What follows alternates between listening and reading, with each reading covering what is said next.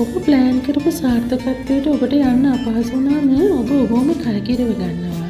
ඔබේ බ්‍රේන් එක පුරුදු වෙලා තියෙන්නෙම අතීතයේ ඔබ හිතපු විදිය ඔබේ මතක නැවත නැවත ඔබ වෙත රැගෙන එන්න. ඒව යටපත් කරන වැඩි වැඩියෙන් ඒවම ඔබට මතක් වෙන්න ගන්නවා. මේකට නියුරල් ලූප් එකක් කියලා කියනවා. නිදහසේ හිතන්න, අලුත් ප්ලෑන් ගහන්න, නව තොරතුරු විවෘත කරගන්න. නියුරල් ලූප් එක බිඳින්න. බලන්න ඔබ දිනනවාමයි.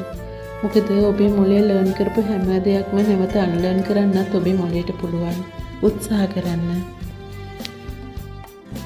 ඔබ ප්ලෑන් කරපු සාර්ථකත්වයට ඔබට යන්න අපහසු වුණාම ඔබ ඔබවම කලකිරව ගන්නවා. ඔබේ බ්‍රේන් එක පුරුදු වෙලා තියෙන්නෙම අතීතයේ ඔබ හිතපු විදිය ඔබේ මතක නැවත නැවත ඔබ වෙත රැගෙන එන්න. ඒව යටපත් කරන වැඩි වැඩියෙන් ඒවම ඔබට මතක් වෙන්න ගන්නවා. මේකට නියුරල් ලූප් එකක් කියලා කියනවා. නිදහසේ හිතන්න, අලුත් ප්ලෑන් ගහන්න, නව තොරතුරු විවෘත කරගන්න. නියුරල් ලූප් එක බිඳින්න. බලන්න ඔබ දිනනවාමයි.